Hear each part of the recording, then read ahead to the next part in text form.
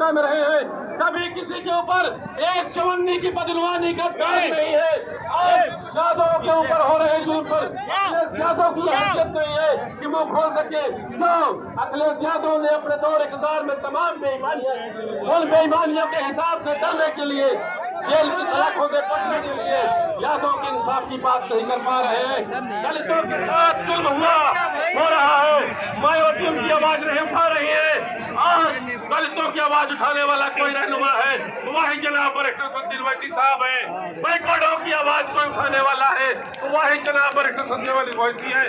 आज हिंदुस्तान में इंसाफ की बात करने वाला है, वही जनाब बैरिस्टर सुखदेव वैसी साहब है।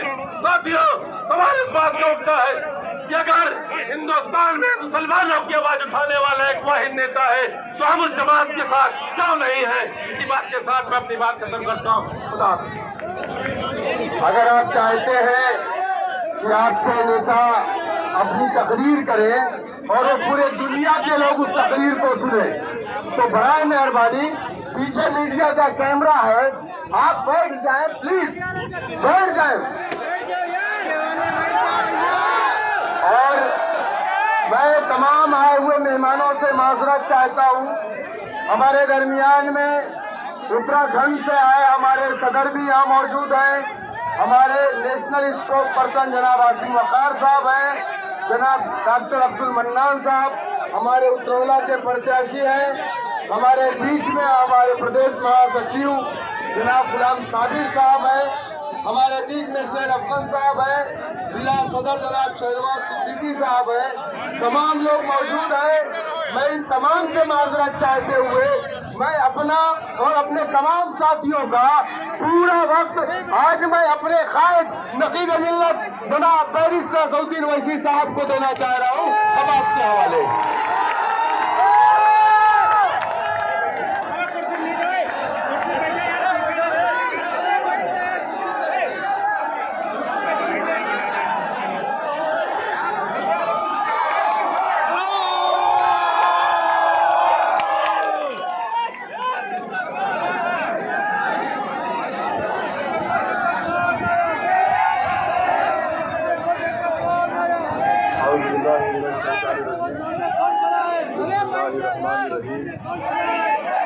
अस्सलाम वालेकुम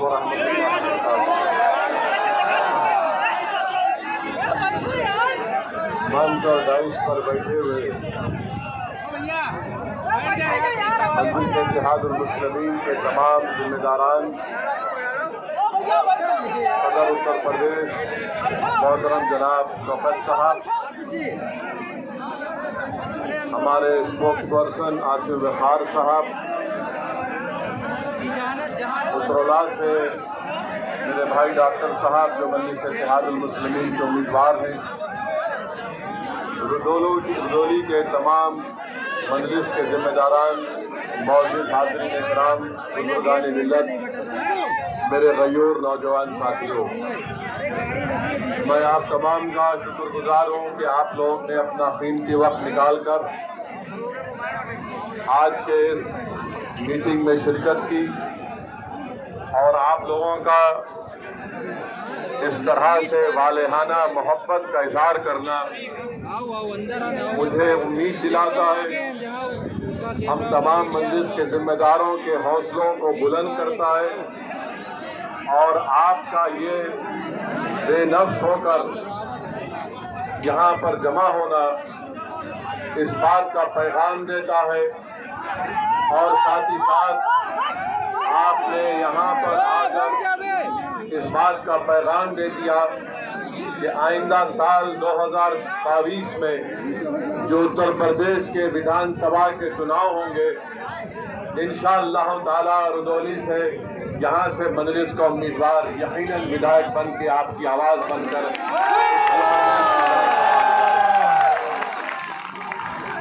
मेरे अजीज दोस्तों, मेरी इज्जतदार माँ और बहनों, मैं ज़्यादा वक्त आपके दरमियान में नहीं रहूँगा, बस चंद अहम बातें आपसे कर यहाँ से रुखसत हो जाऊँगा। मजलिस आने वाले विधानसभा के चुनाव में पूरी ताकत और पूरी तैयारी के साथ जनाब मोहतरम शौकत अली की क़यादत में विधानसभा के इलेक्शन को लड़ेगी।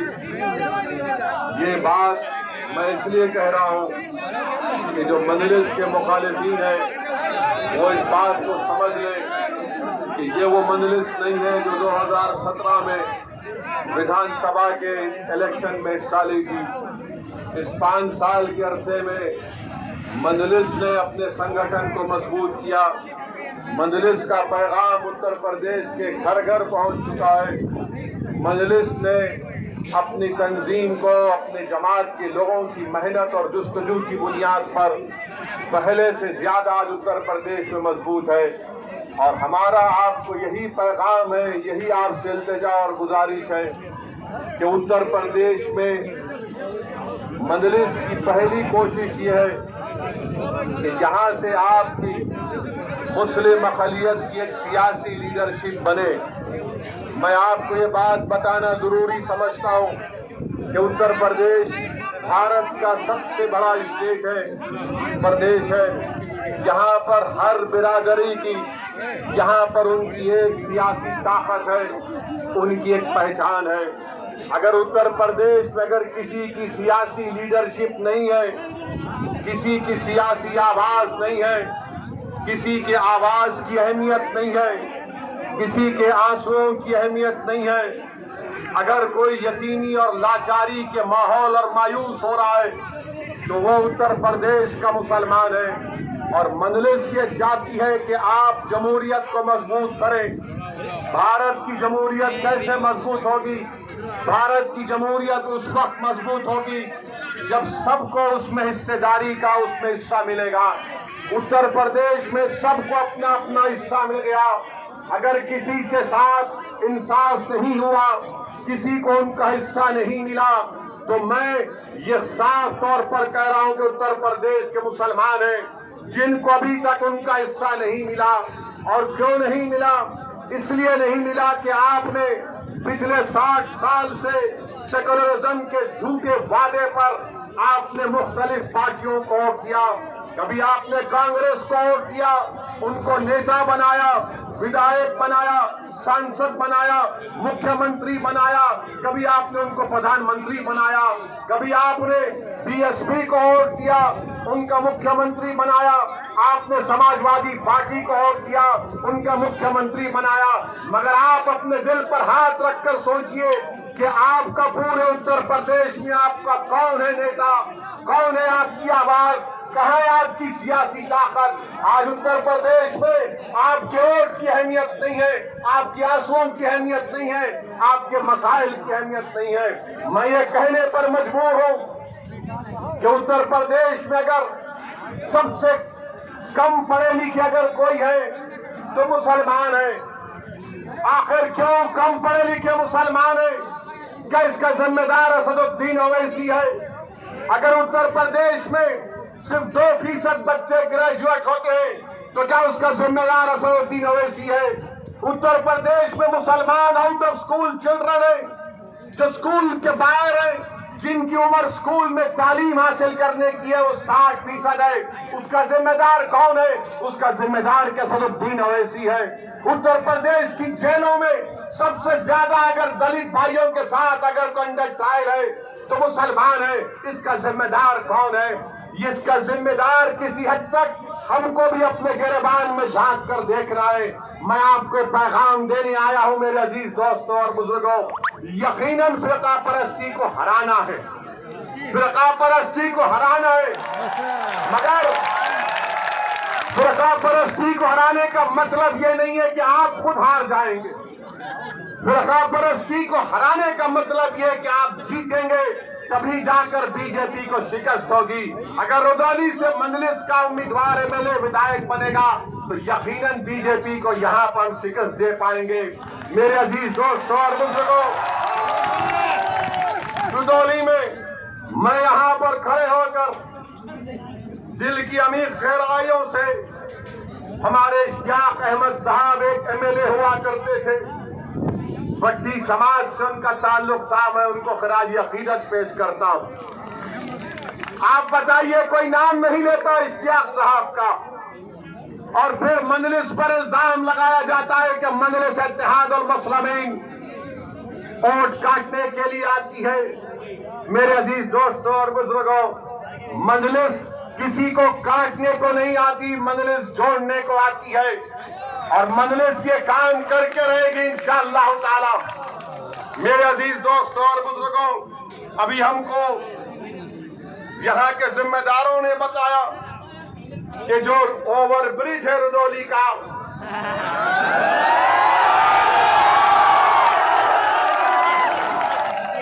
अब आप जाकर समाजवादी के लोगों से पूछेंगे ओवर ब्रिज क्यों नहीं बना 2 साल से,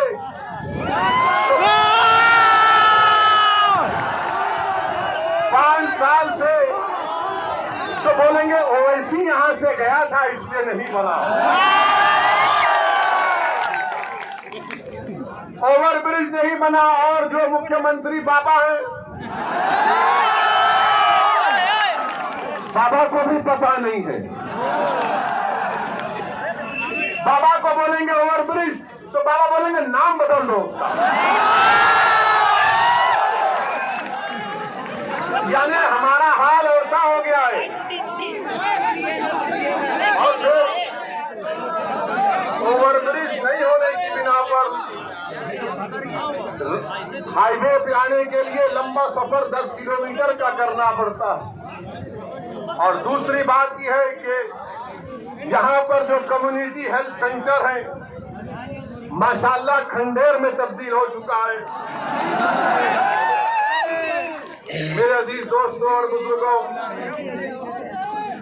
पाइपलाइन के लिए रोड खोद दी गई है, मगर ये विकास हो रहा है बाबा के दौर में। बाबा के पास एक ही फार्मूला है, जाके बाबा को बोलिए सर बोले नाम बदल दो काम हो जाएगा। फिरोजाबाद में 50 बच्चे डेंगू से मर गए, 50 बच्चे, क्या नाम बदलने से बच्चे मरना बंद हो जाएंगे? मेरे अजीज दोस्तों और बुजुर्गों, फिर ये आपके रुदौली में मेरे पास रिकॉर्ड है, ये अखिलेश भी नहीं बोल सकते, ना कांग्रेस ना बसपा के लोग बोल सकते हैं। वो सिर्फ आपको बोलेंगे वोट डालो, वोट डालो, हमको वोट डालो, मगर हासिल क्या हुआ बताइए कि उत्तर प्रदेश में माइनॉरिटीज के लिए, जिसमें मुसलमान भी शामिल हैं, 2019-20 में मोदी सरकार ने बाबा की सरकार को 116 करोड़ रुपए दिए कि मुसलमानों के उन गांवों में जहां पर 25% माइनॉरिटी रहते काम कराओ, स्कूल बनाओ, अस्पताल बनाओ। 116 करोड़ दिए गए और जिसमें से बाबा की सरकार ने, महाराज ने सिर्फ 16 करोड़ खर्चा किए। और महाराज बोलते, मोदी बोलते सबका साथ, सबका विकास, सबका विश्वास। 116 करोड़ में सिर्फ 16 करोड़ खर्चा किए गए।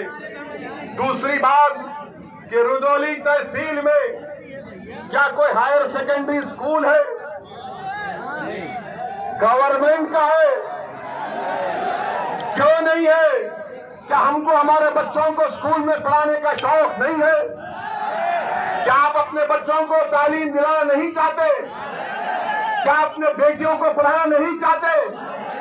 पेरेंट्स बोलेंगे नहीं, मुसलमान बच्ची को नहीं पढ़ाना चाहता। अरे दिमाग तेरा खराब है, हम पढ़ाना चाहते, काबिल बनाना चाहते, ताकतवर बनाना चाहते अपनी बेटियों को। इनको अफगानिस्तान के लड़कियों पर जुल्म की बड़ी फिक्र है, मगर रुदौली में बच्चियों के पढ़ने के लिए स्कूल नहीं है। ये इनका दोगला दोहरा चेहरा है। और फिर आप देख लीजिए कि फिर उत्तर प्रदेश की बाबा की सरकार ने कहा कि कोविड आया तो मई में फैसला किया कि ऑनलाइन स्कूलों को स्कूल में तालीम दी जाएगी। आपको मालूम मेरे भाई, आपके रुदौली में कितने टीचर को कंप्यूटर इस्तेमाल करना आता?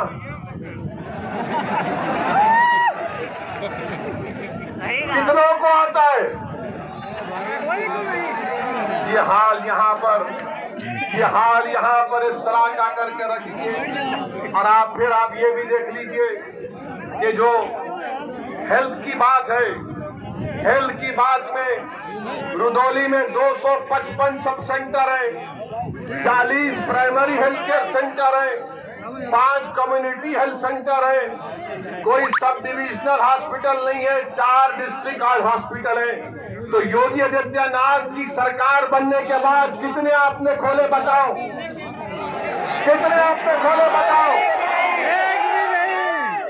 जब आप जवाब दे रहे हैं तो सच्चाई पर वो बंदी होगा।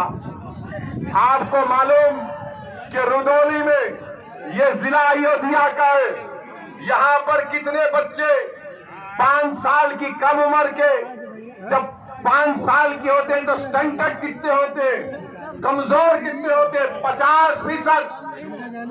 बाबा से जाकर पूछिए, महाराज से, तो बोलेंगे ये फिरका परस्ती की बात कर रहा हो ऐसी। मैं चैलेंज से कह रहा हूं कि 50% 5 साल के कम उम्र के बच्चे स्टंटेड है अयोध्या डिस्ट्रिक्ट में। कौन सी हुक्मरानी बीजेपी उत्तर प्रदेश में कर रही? और फिर वेस्टेड बच्चे 19%, अंडरवेट यानी जो उम्र में वजन उनका होना चाहिए कितने मालूम आपको? 45%। मैं जो कुछ कह रहा हूं, अगर मेरी बहन, मेरी माँ मेरी बात को सुन रही है तो कहेगी कि हाँ ये बात सच है कि जिस बेटे को, जिस बेटी को मैंने 9 महीने अपने पेट में रखकर पैदा किया, आज वो स्टंटेड भी है और उसका वेट भी कम है। मेरे अजीज दोस्तों और बुजुर्गों, वहीं पर ये सरजमीन, हम जब यहाँ पर आ रहे थे तो 2 दिन से हमारे माशाल्लाह मीडिया के बड़े बड़े लोग बोलना शुरू कर दिए, ये बोलना शुरू कर दिए कि ओवैसी अयोध्या को नहीं जा रहे, ओवैसी अयोध्या का नाम नहीं लेते हैं। मैंने कहा भाई साहब, अयोध्या भी भारत में है, फैजाबाद भी भारत में है और ओवैसी भी भारत में है और रहेगा। अब फैजाबाद की तारीख इनको नहीं मालूम, जो शाम में 6 बजे टीवी पर बैठते हैं, 8 बजे बैठते हैं, 9 बजे बैठते हैं, ऐसा बैठकर भाषण देते हैं, खुतबा देते हैं और ऐसा देते हैं कि बस नरेंद्र मोदी उनको देखे तो कहे कि ये तो मेरा घर वाला है। क्या कहा उन्होंने कि ओवैसी को अयोध्या नहीं जा रहे? मेरे भाई, अयोध्या भी जाएंगे, क्यों नहीं जाएंगे? हम जब कश्मीर गए तो अयोध्या नहीं जाएंगे। और फैजाबाद की तारीख, इनको नाम फैजाबाद से इतनी जलन क्यों है? पेट में दर्द क्यों होता है? फैजाबाद की जेल में क्या अशफाकुल्लाह को फांसी नहीं दी गई थी? क्या फैजाबाद की जेल में अशफाकुल्लाह को जब फांसी दी जा रही थी तो क्या अशफाकुल्लाह जब फांसी के फंदे पर जा रहा था तो उसकी जबान पर कुरान की आयतें थी? जब अशफाकुल्लाह फांसी के फंदे पर गया तो रास्ते में जेल के लोगों से मिलकर कहा कि खुदा हाफिज, मैं अपने रब से मिलने जा रहा हूं। क्या अशफाकुल्लाह ने जब फांसी का फंदा लेकर उसको चूमा और अपने गले में डाला तो पूछने वाले ने पूछा कि बता मरने वाले, तेरी आखिरी ख्वाहिश क्या है? तो अशफाकुल्लाह ने क्या ये नहीं कहा कि ला के रख दे खाके वतन मेरे कफन में? ये मोहब्बत के मज़ार अशफाकुल्लाह ने। ये हमको बोलना पड़ता है, वरना ये 6 बजे, 8 बजे, 9 बजे बैठकर जो चीखे मारते हैं, जो पुकारते रहते हैं कि हाँ माई बाप देख लो हमको, हम आपकी तारीफ में बोल रहे हैं, इनको बताना पड़ेगा, इनको बताना पड़ेगा कि ये लोग बात करते हिंदू और मुसलमान के इत्तेहाद की, मोहब्बत की, यकीनन वो पैदा होना चाहिए। और कैसे पैदा होगा? अशफाकुल्लाह और राम प्रसाद बिस्मिल की दोस्ती कैसी थी? राम प्रसाद बिस्मिल अशफाकुल्लाह एक मंदिर के पास बैठे थे शाम के वक्त, एक मुसलमान आ गए मंदिर पर हमला करने के लिए, तो अशफाकुल्लाह ने अपना रिवॉल्वर निकाल कर कहा, खबरदार तुम मंदिर पर हमला नहीं करोगे वरना अशफाकुल्लाह फायर करेगा। ये मोहब्बत की मिसालें थी। क्या आपको मालूम नहीं सुनिए, मैं थाली बजाने के लिए या आपसे दाद हासिल करने के लिए यहाँ पर नहीं आया हूँ। मैं तुम्हारी थालियों का मोहताज न कभी था न कभी रहूंगा। मैं किसी का मोहताज हूँ तो अल्लाह का मोहताज हूँ। मैं तुमको आपको बताने आया हूँ कि अपने दिलों में इनकलाब पैदा करो, अपने दिलों में तब्दीली पैदा करो। अगर जिंदा हो तो जिंदा कौम की मिसाल बनो, अगर जिंदा हो तो हरकत करो, अगर जिंदा हो तो अपनी पार्टी का वोट दो, अगर जिंदा हो तो तोड़ दो ये तमाम गुलामी की कैदियों की जंजीरों को जो 60 साल से तुमको डरा डरा कर तुम्हारा वोट हासिल करके हमको बर्बादी के दहाने पर लाकर खड़ा कर दिए। मेरे अजीज दोस्तों और बुजुर्गों, अशफाकुल्लाह शहीद को एक मुसलमान जेलर जाकर अशफाकुल्लाह से कहता है कि अशफाकुल्लाह, तुम गवाही माफी बन जाओ, तुम ये तमाम जो दीगर हिंदू हैं जिन पर काकोरी ट्रेन का मुकदमा हुआ, तुम उनके खिलाफ बोलो। तो अशफाकुल्लाह ने कहा, मैं एक मुसलमान हूं और बाकी मेरे साथी हिंदू हैं। मैं अपने आप को गिरने नहीं दूंगा, ना अपनी कौम को गिरने दूंगा। मैं अंग्रेजों के खिलाफ था और रहूंगा। मेरा ख्वाब है कि मुल्क आजाद हो।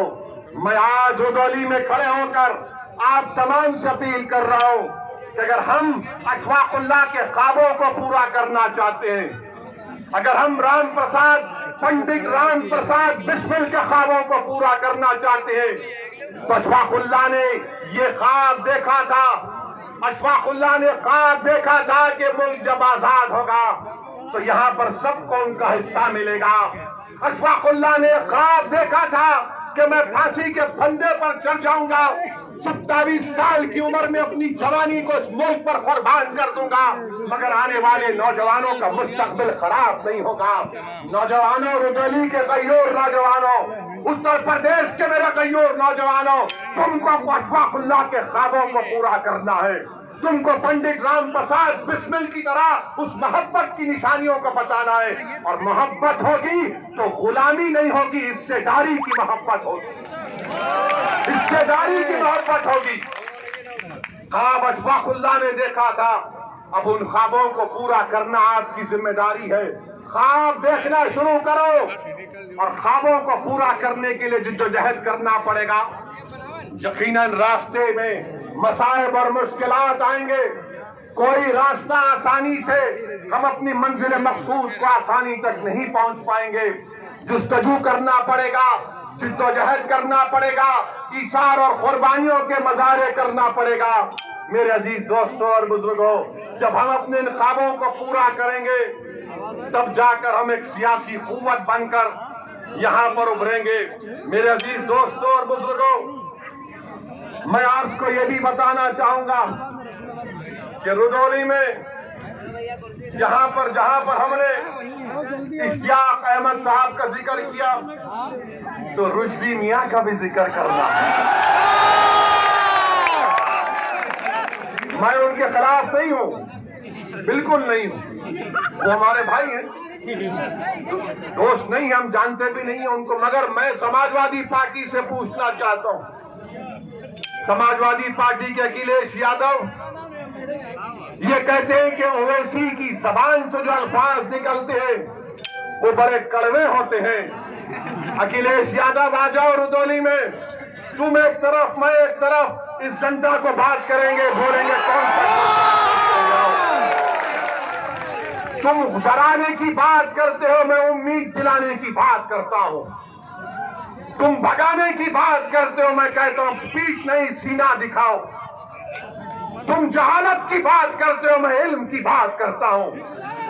तुम डराने की बात करते हो, मैं इत्तेहाद की बात करता हूं। ये मजलिस इत्तेहाद उल मुस्लिमीन का पैगाम।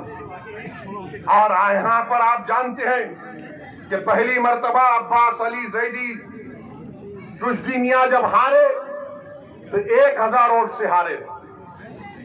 5 साल के बाद जब 2017 में इलेक्शन हुआ तो रुश्दी मियां 31,000 वोट से हार गए।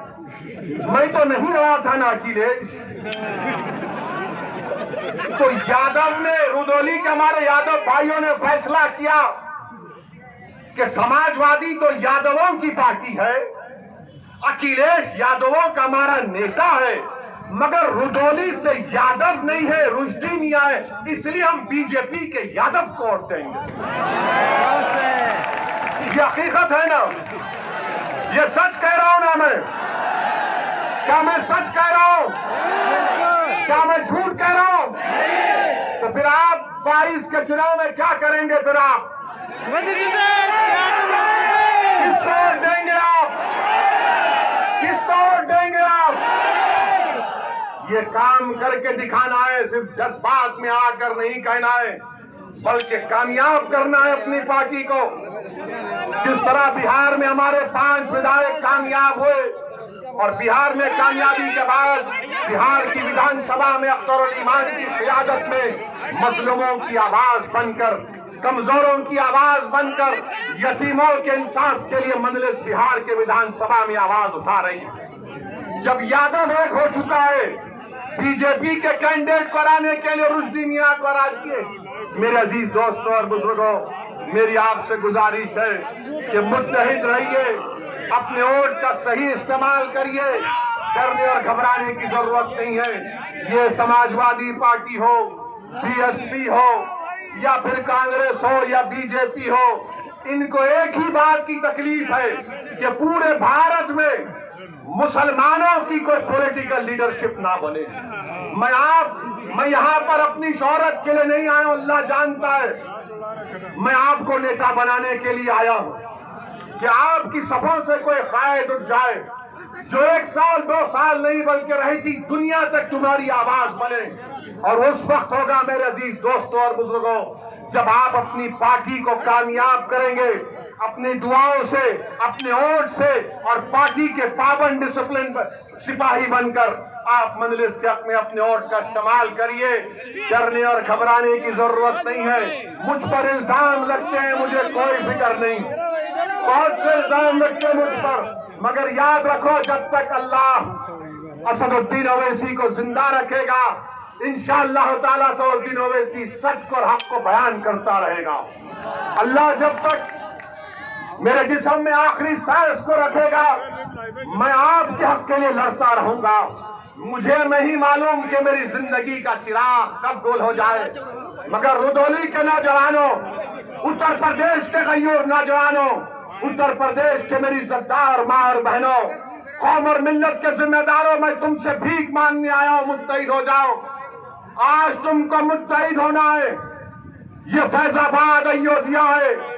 अगर कोई मुझसे सवाल करता है तो याद रखो, इसी अयोध्या में 6 दिसंबर को हमने भी देखा, सारी दुनिया ने भी देखा क्या हुआ।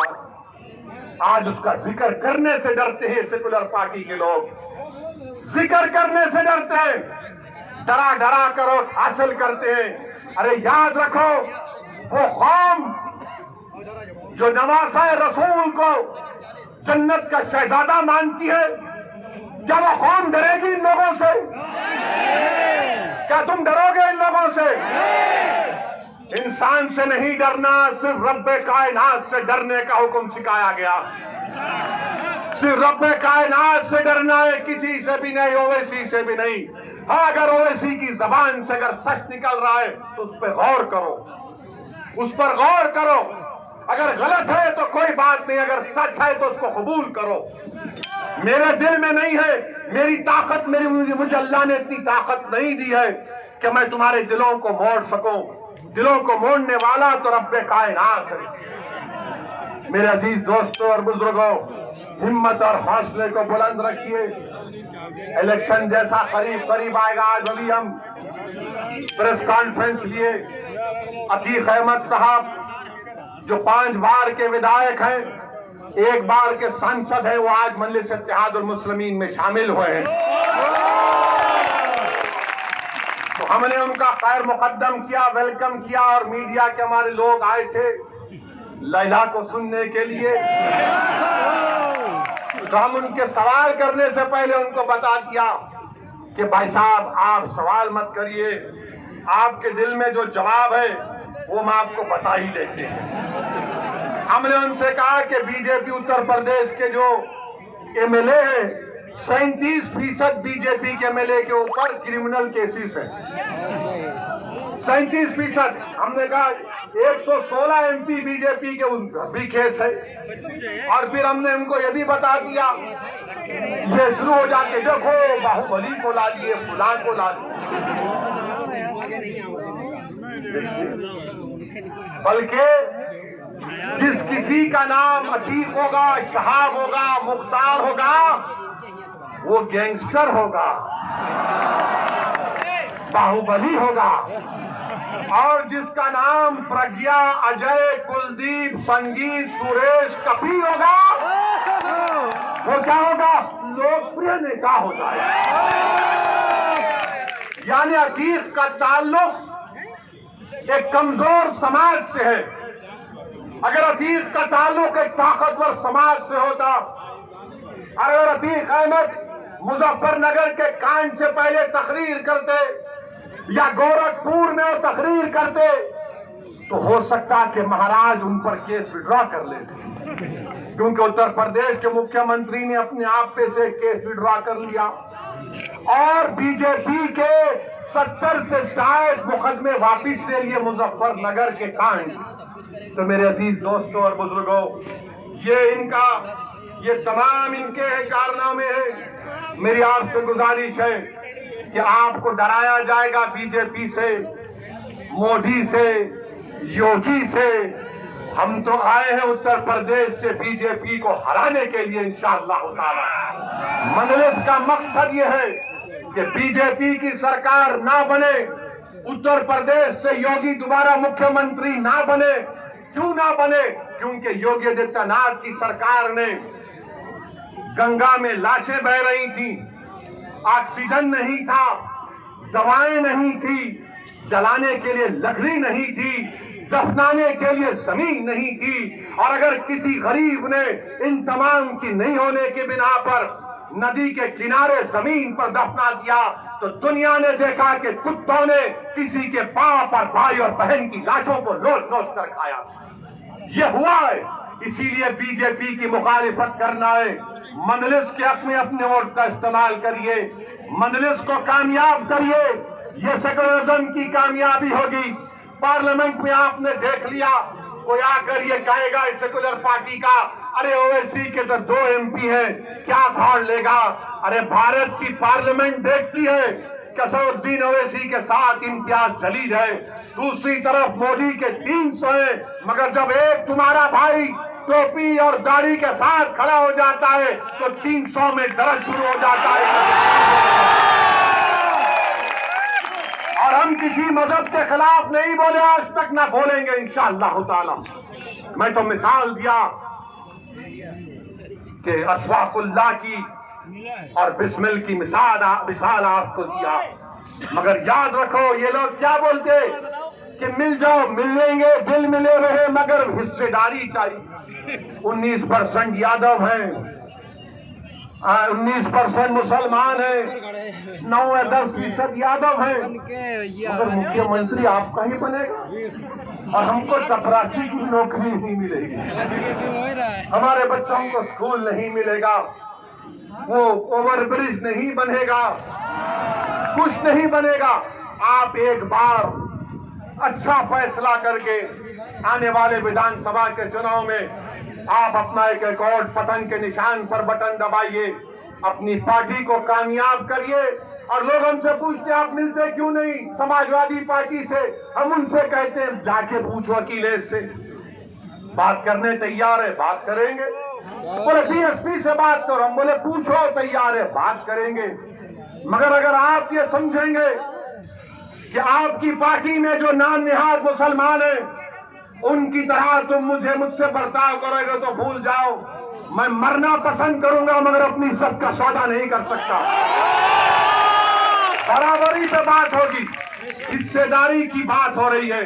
आप मुझे कोई खैरात नहीं देंगे, मेरा हक है, मैं हासिल करूंगा इंशाअल्लाह ताला। मेरे अजीज दोस्तों और बुजुर्गों, हिम्मत और हौसले को बुलंद रखिए। अच्छा, उत्तर प्रदेश के चुनाव आ रहे हैं तो इसमें अब शुरू हो जाएगा ये तालिबानी तालिबानी तालिबानी। सुना आपने? बोल रहे हर एक को। अरे हम तो बोल रहे हैं तालिबान को तुम बैन क्यों नहीं करते? हम तो मोदी जी से पूछे क्या तालिबान टेररिस्ट ऑर्गेनाइजेशन है नहीं है? बताओ देश को। अगर है तो डॉलर यूएपीए में, नहीं है तो अपने इन चमचों को खामोश बिठाओ। बोले जाते हैं हमारे सामने आकर नहीं बोलते, क्योंकि उनको हम पूछते हैं ये क्या है, ये क्या है।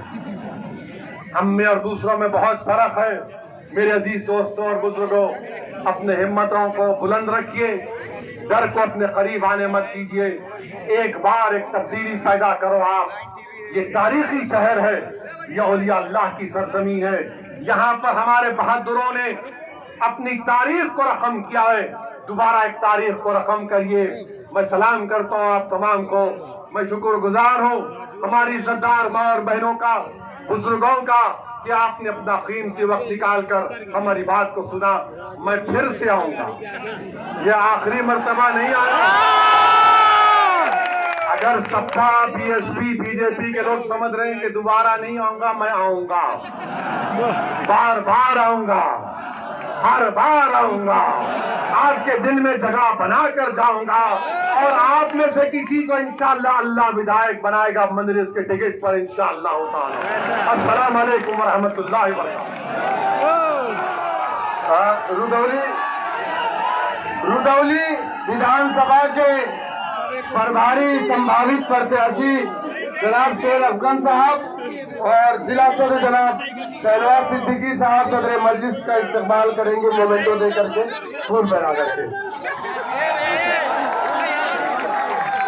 आप तमाम का शुक्रिया। जलसे का इफ्तिताम हुआ। अस्सलाम वालेकुम रहमतुल्लाहि व बरकातहू।